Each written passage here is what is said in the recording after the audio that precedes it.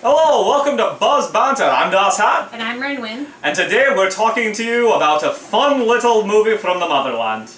Brave. Yeah. So, I can't remember if we did a trailer review of this or not. I don't think we did. But we talked about it a bit before this film came out, and the general consensus was, hooray, it's Little Mermaid in Scotland. Woo! Yeah, it was actually, the movie was a lot different than what the trailer portrayed it to be. Very much so. I knew as soon as I saw the trailer that I was going to enjoy this movie, and I did. I thoroughly enjoyed the movie, even though it was nothing like the trailer. Like, I loved it so much.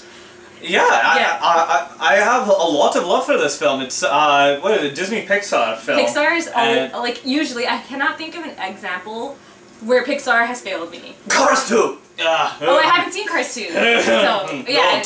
Don't. I haven't seen Cars 2. But I knew Cars was amazing, but Pixar usually, like, definitely lives up to its standards. Exactly. After the monumental failure that was Cars 2, there was a lot of questions raised about this film. Like, people because Pixar didn't really reveal too much about this film before it came out. Unlike what they do with a lot of their other films. Cars 2, you had most of the plot just in the trailers and everything. The first Cars film, again, you knew kind of what was going to happen.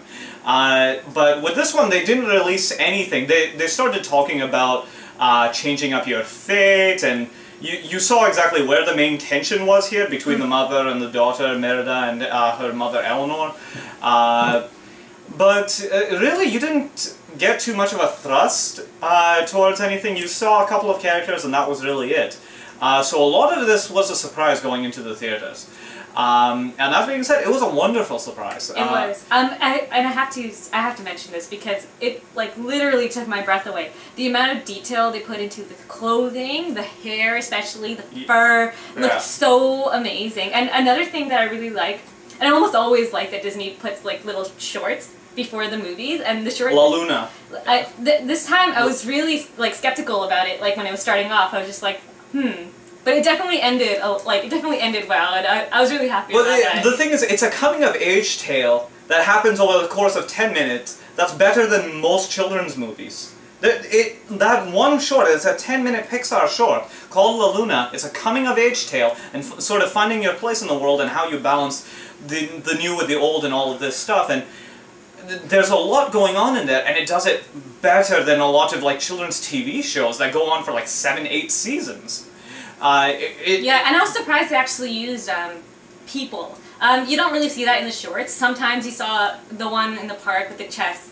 But other than that, like, it's mostly just animals or, like, stuff like that. And also, because it's actually really expensive to make people, and that's why in Toy Story, like, you don't see Andy's father, because it just wasn't in the budget to, like, add him in there. Mommy, where do I come from? Well, it wasn't in the budget, so you're the second coming.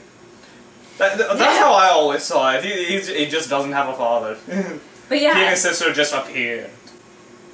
So we've heard that people had a problem with Brave mostly because of the inconsistency, with cultural inconsistency and accent inconsistencies.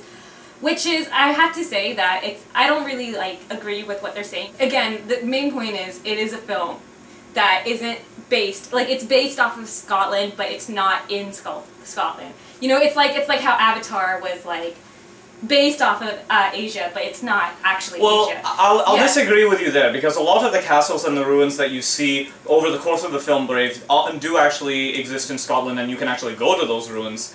The thing is, let's talk about the film itself, rather than the criticisms that it's been getting, which I feel are baseless, but whatever. Yeah, the film's portrayal of character is fantastic. There are no characters in here that are just stock characters and you can just, like, write them off. Everyone has a certain amount of depth to them. And you see it come out, even in, like, little snippets. The three lords that are there presenting their sons for the hand of Merida, they seem very one-dimensional characters, just, like, at odds with one another and competing for the hand of the princess, so their sons can be in line for the throne when her father dies and all of this stuff. But over the course of this one speech, Merida basically explains why these four tribes came together. It was basically to repel invaders. British! And essentially, she goes through how all of them aided one another throughout these battles, and they make comments against one another. And it shows little bits of character development that you wouldn't expect from a film. And it's not necessary in a film, but it adds to the characters. It adds a lot of sort of, I guess, grounding. It makes the world feel a lot more real because every character has a sort of a story to it. And I personally felt that that was very good, and I really liked Merida's character. Yeah, she was a perfect mix between her mother and father, even though, like, there's a lot of tension, and you see that in the trailer between her and her mother, but you do see that she has a lot of qualities of her mother, but at the same time, she isn't a spitting representation of her mother. It's not one of those tension because I'm exactly like you, and it's not one of those tensions because I'm totally different. It's like this perfect balance in between her mom and her dad. She comes off as a very real person, and this feels like a very sort of real sort of thing where you're trying to control the life of this person who's not exactly like you, but not directly opposed to you either. Which is really how most children are with their parents. Now, on top of that, you also have her sort of attitude throughout the film. She keeps, like, nothing's ever her fault. And at first I thought that this was rather annoying. It was kind of like a weakness of the character that, well, you can't keep dodging responsibility and all of this stuff. And you kind of go, no, that really is your fault. But the more you think about it, at her age, in the circumstances that she's in and everything, really events do seem to kind of run away with her. She's given opportunities that she wasn't expecting, and it's one of those sort of, almost like an impulse buy. You have the chance to completely change the path that your life's going to take into something that you want it to be. Why wouldn't you? And it's a spur-of-the-moment decision. Yeah, you have to also, like, I think she's teenaged. Yes, so it's kind of the age where you're like, oh, you know, you do something, it's like, no, this isn't my fault, it's her fault for, like, tricking me. And that's why you see that in her character, even though you don't agree that it isn't her fault or whatnot. Yeah, as an audience member, you kind of go, yeah, it kind of is your fault, but it speaks to the realism of the character that, you know what, she's a teenager in a bad situation and everything, and she's taking the only way out that she's got, and she sees herself as being tricked rather than her making an impulsive decision without getting all of the information first. Yes. It speaks very highly of the character. Yeah, there was a really nice dynamic between relationships in this movie, and I thought it was really well done. Not just the relationship with her and her mother, but her relationship with her father and her kingdom and her brothers. Like her relationship with her brothers is very it was fantastic because it's one of those things where it's like they get along, but they also don't get along, and it's so brilliantly done because that is exactly how I am with my little brother, and it's like. It's so perfect. It's like you never see relationships like that in movies. You see how the brothers don't want to have that haggis and everything, and of course they had to throw in a haggis joke into a Scottish film. But she brings all of these desserts and everything, and she starts chucking them underneath the table for them to chow down on and all of this. And then later on, when she needs their help, they do come to help her. But there's this sort of playful banter in between them where she's going, all right, I need you to help me get out of the castle, and she's, I'll give you my desserts for 3 weeks, and like the leader of the three brothers just goes, he's a little extortionist, he gets a full year of her desserts out of it. But later on in the film, when she's actually trapped, no spoilers, no spoilers, when she really needs to get out, when she's in a desperate bind, at that point, they don't think of anything for themselves or anything, they just go, they help her. It's a very interesting relationship, and what's more, they're not mischievous kids for the sake of getting into trouble. They only pull these pranks and everything when the opportunity presents itself. Yes. And they're otherwise very well behaved. Yeah.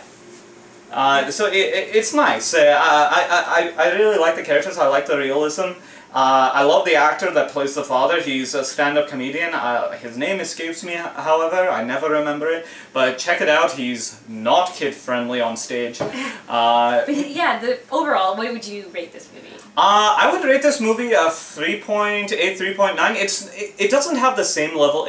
The only criticism I can give this film is that it's a little too much of the same. It doesn't really do anything different.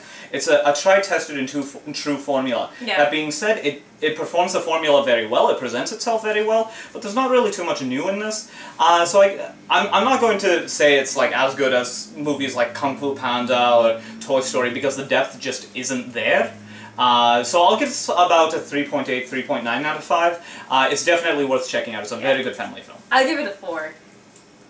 Okay, so we're about the same. Yeah, well, yeah, I give it a 4 mostly because, like, I'm not too obsessed with newness. Fair enough. Because, like, I just care if it's done well. I mean, if it's so overplayed to a point where it's, like, cliche and whatnot, that's how you know it's not a good film, right? But if it's not new and it still manages to be really good, I think that's brilliant. I think you should get extra points for doing that. There's bits of details that you pick up throughout the movie. Unfortunately, I can't give away my favorite one because it is a major plot point. Yeah. But when you find out the explanation as to why the demon bear has lived so long, and why weapons seem to break on his hide, it's a fantastic little bit of detail that I threw in there. Yeah, and I also love it does its job well. I also love the balance it has between, and this is like the biggest thing for me, between special effects, scripting, and character development. Yes. Like those three balance, like you'll almost never see it. Avatar the movie, the one with all the blue people, it only has special effects. James Cameron. It only has special effects and nothing else, and that's why that film succeeded, right? And then you have other movies that don't have special effects and have great scripts, and that's why those succeed. But this movie, The Princess Bride. This movie has a perfect balance. And that's why I really like this movie too. So definitely check it out, especially if you're really into Pixar and really into animation. You'll really enjoy it. It's really well done in that perspective. Yeah. Actually, you'll probably see the trailer for the next Monsters, Inc. film while sitting in theaters for this one. Yes. Which is going to be fun. But we'll get to that when we get to that. Until then, I'm Das Hat. I'm Rinwin. And that's us for today. Bye. We've moved past that in terms of what we expect from our entertainment. And this film attempts that. It tries to give you a more complex villain than just this queen who's incredibly vain. But the problem with that is, within the realm of this story, she's supposed to be a very clear-cut villainess, and instead she's written off as the most sympathetic character.